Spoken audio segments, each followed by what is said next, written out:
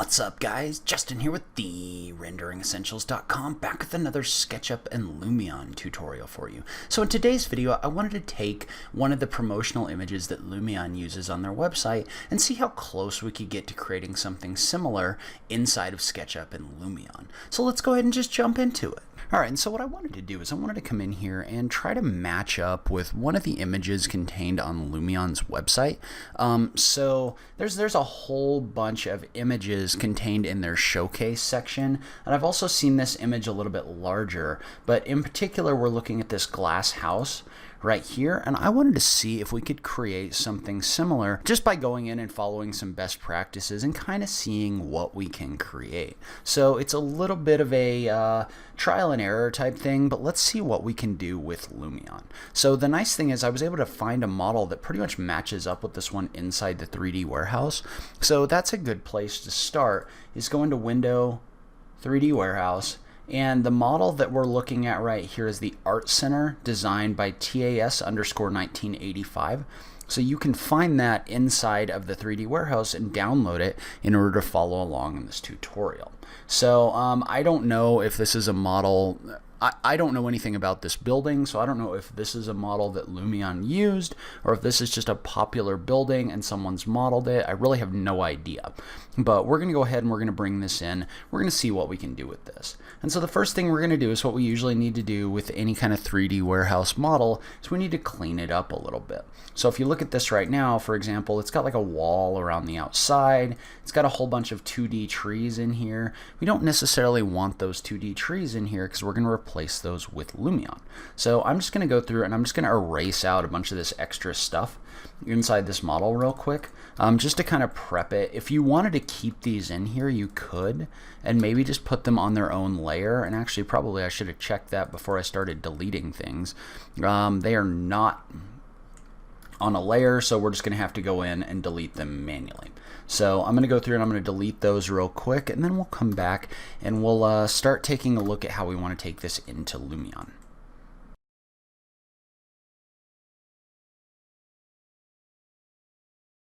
And then the other thing I'm going to do is I'm going to delete this wall out around the perimeter. So I'm just going to double click on that and hit delete in order to get rid of that.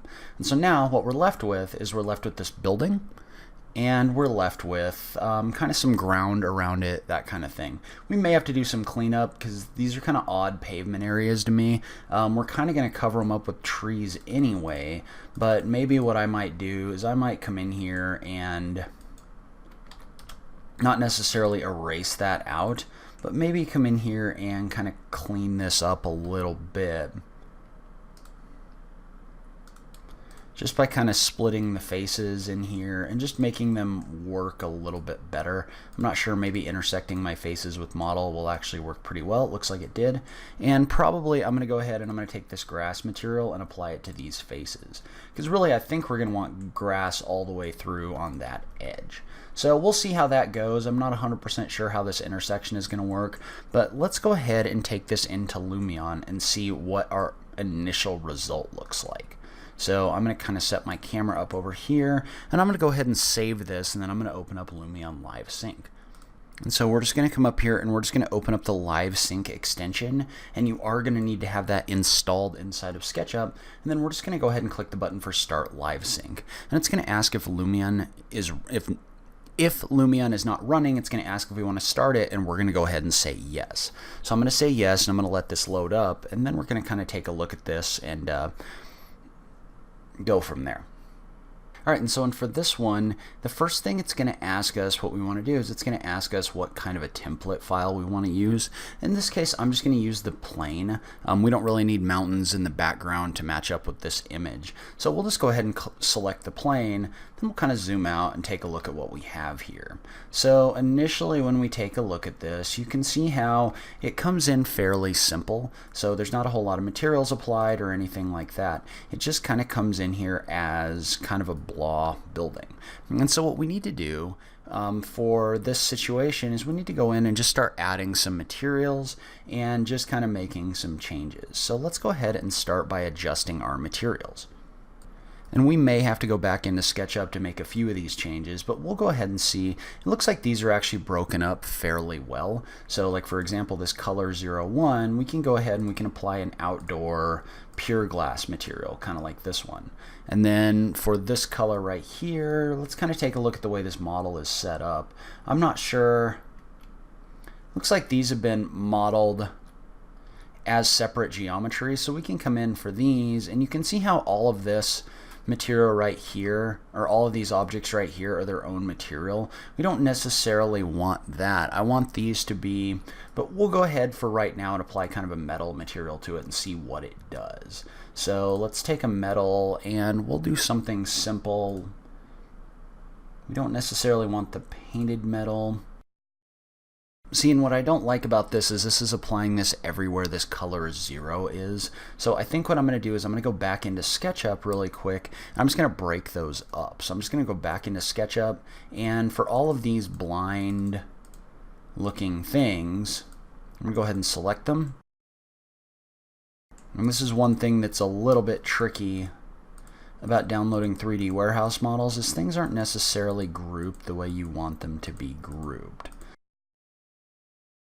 See, so all this stuff over here in the background got selected as well. And so one trick about that is you can hold Control and Shift in order to set this to only deselect things. So it's pretty easy to come in here after the fact and just hold Control Shift and deselect everything that isn't over here. And I'm going to go ahead and I'm going to take these and I'm going to do an Edit, Make Group, and I'm going to go ahead and group those. And then I'm going to apply a different material to those. So we'll just take a color, maybe this kind of reddish color or something like that. Just something where they're a little bit different so that they're in there as a different color than everything else in this model. And then we can go back into Lumion and you can see how. And so the first thing I'm going to do is I'm going to take all of these inside the group, or all the faces inside this group, and I'm going to apply the default material to them, because what happened was there was a material applied to these faces that was overriding the material that I applied inside the group, and all I'm doing is applying a material in here that's going to make these be different. And so you can see how once I do that, now these blinds have a different material applied to them, so I can apply something else here.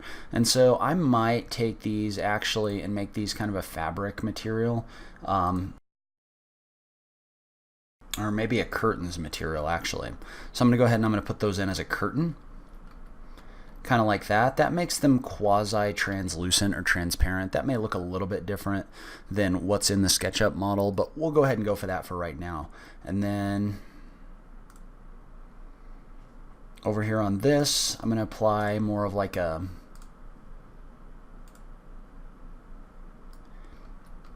painted metal type material or something like that. Maybe something that has a little less reflection on it. We could probably just adjust that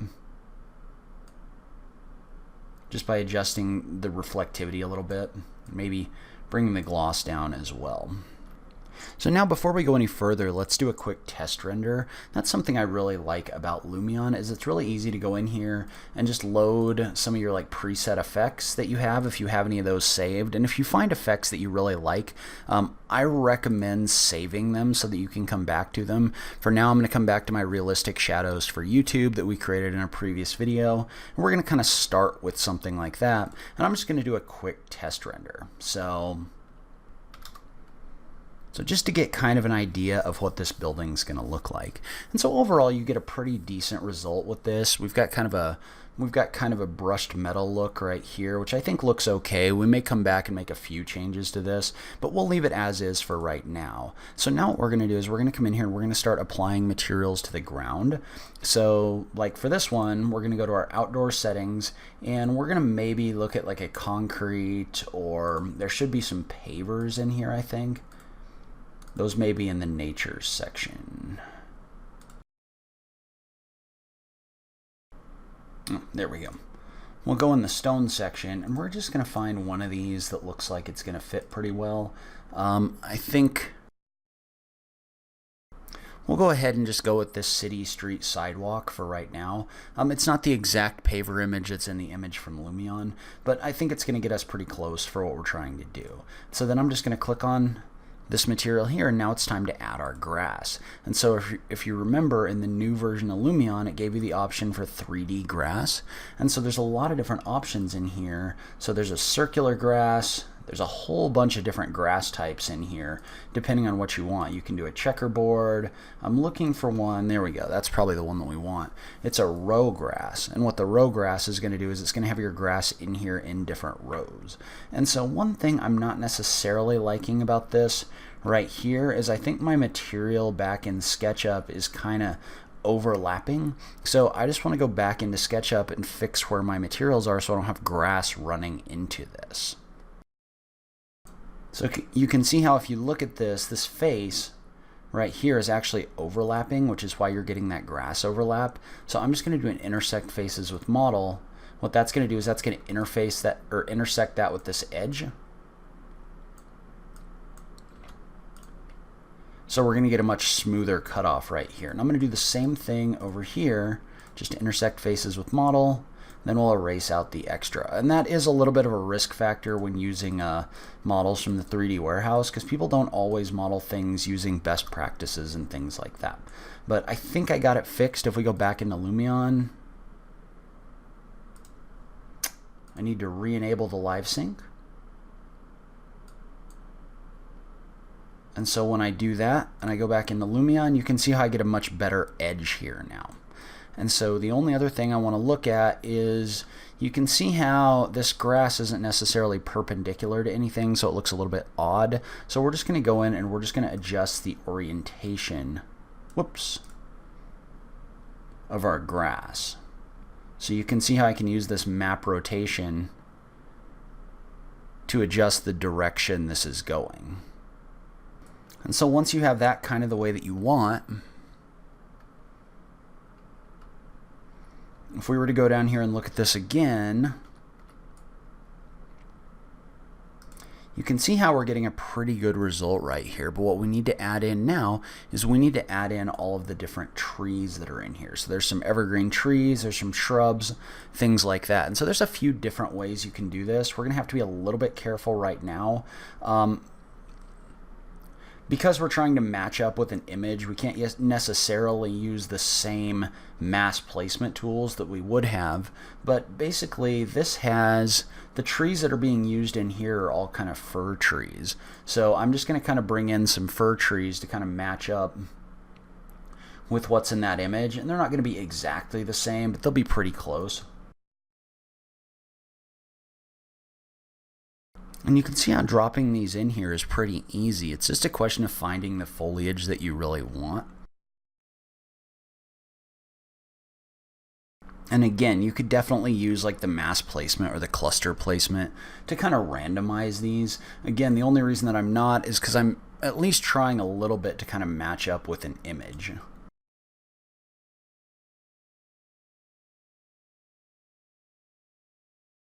And then on the back side here, we're going to add some kind of taller trees just to kind of block the horizon. So a lot of the time when you're doing things like this in the with a horizon in the background, you want to try to block that off a little bit because it's kind of unrealistic when the horizon goes back to like nothing back here. So I'm just trying to add enough trees that you can't really see the horizon anymore, and you get kind of the illusion of just kind of an uninterrupted area right here. And so the last thing I'm going to do is it looks like there's some fairly large broadleaf trees in the background just to kind of fill out some of the gaps. So I'm just going to go find a couple of those. And the nice thing about these is you've got these little scale images of the people right here to kind of show you how big the trees are. So I'm just kind of looking at those and kind of looking for the larger trees that I can put in the background. So you see how I'm just dropping these in to kind of block and fill that space. So now if I zoom down like this and kind of take a look at the image that I'm creating, you can see how for the most part you can't really see the horizon line, which is the goal right here. So I may drop another tree in over here, something like this. So that ought to give us a pretty good view. The only other thing we need to do is drop a couple chairs right here. So we can do that real quick just by going to the outdoor section under furniture. And just for the sake of what we're doing right here, I'm going to drop more of a simple chair like this. And so now you can kind of see what we've done is we've come in here and we've kind of matched up with the plants and everything else from this image. So now the only thing left to do is to go render it and take a look at how it looks. And so the first thing we probably want to do is I'm going to go in here to photo mode like this. And you can see how I have my settings in here for my custom style that we use for our preview image. But obviously this looks a little bit different than the image that's being created on the Lumion website. So like for example, if I was to run a test render of this image, I get a fairly good result, but it just has a different feel than the one on the Lumion site. And the reason for that is because they've applied one of the new features in Lumion 9, which is the real skies. And so the real skies are something that got added, and they're these really high quality HDRI images that go in the background that really cast better light. So you can see how as soon as I swap in a real sky like this one, I'm really getting a better light and a better view on this. And so for the one that was contained in the website, I think it's probably one of the overcast views, so maybe something like this, where it's not necessarily quite as bright. We're just going to try a couple of these. But the clouds look a lot more realistic, and I don't necessarily think ominous is the right word, but there's a little bit of that. But you can see how as we create that, we can adjust our overall brightness of our image with these settings as well. So probably, for those of you following along, the easiest way to get to this point would maybe be to select like an overcast setting like this one. So go up into your styles and click overcast, and that actually brings in a real sky that you can use. And you can adjust the heading on that one. You could also swap that out if you wanted to, but you can adjust the overall brightness or not brightness of that using these sliders inside of the real skies setting. So let's go ahead and do another test render of this image and just see how it's going to look. So I'm going to call this test 3. I'm just going to go through and test this. And so there's two things I want to look at if we compare the image that I just created to the one on the Lumion site. So you can see how they're pretty close. They're both pretty good images. The one thing though is we've got a little bit more sun right here, so we need to swap out our real sky. And then probably the other thing we need to do is add our birds flying up above. So let's go ahead and start by swapping out the real sky. And a lot of this is just a little bit of trial and error and just finding what you want. And you can see how I'm just constantly going back in and just rerunning these different renders, so to get kind of an idea of what it's going to look like. And the nice thing about Lumion is how fast this goes. The one thing I could do to make this a little bit faster is, remember how I made these translucent? Well, maybe they're not going to be translucent. Maybe we could go in and swap them for something else. So let's go ahead and change that out real quick, and then also add our birds, and then see what our final result's going to look like. So I'm just going to fly in here, and I'm just going to go to my materials. And I'm going to change these from curtains, and we'll just go back to more of a standard fabric material. I think this one's going to work pretty well for what we're trying to do. And so the other thing I want to do is I want to add birds real quick. So in order to add birds, you're just going to go in here and you're just going to click on Objects, Place, People and Animals. And then there's an option in here for birds. And so for this one, you probably want the flying sparrow or the flying duck or something like that. But we're just going to go ahead and we're just going to drop that in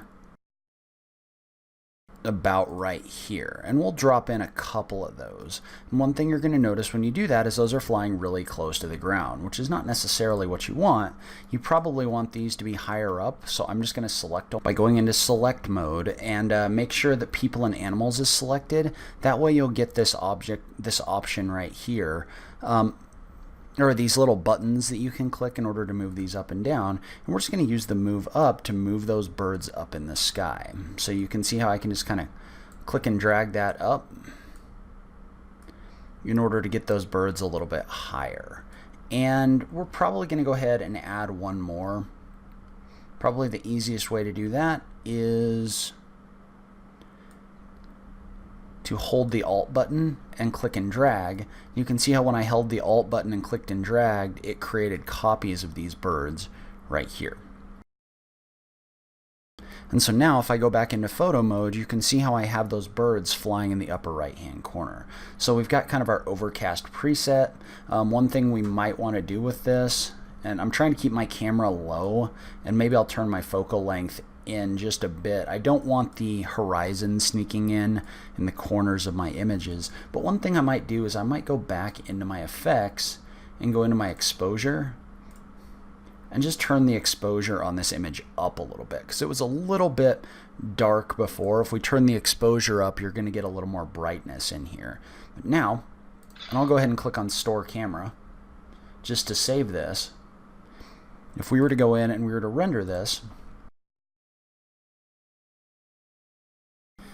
you can see how this gives us a really good result that's fairly similar to the one on the Lumion website. One other thing we might consider adding is maybe a little bit of fog in the background just to give this a little bit of depth. I think I'm going to go ahead and leave this as is because I think this video is getting a little bit long, but I think it gives you a pretty good idea of what you can do with Lumion really quickly. So that's where I'm going to end this video. Leave a comment below and let me know what you thought. Was this helpful to you? Have you been using Lumion to get results like this? I just love having that conversation with you guys. If you like this video, please remember to click that like button down below. If you're new around here, remember to click that subscribe button for new rendering content every week. As always, thank you so much for taking the time to watch this. I really appreciate it, and I will catch you in the next video. Thanks, guys.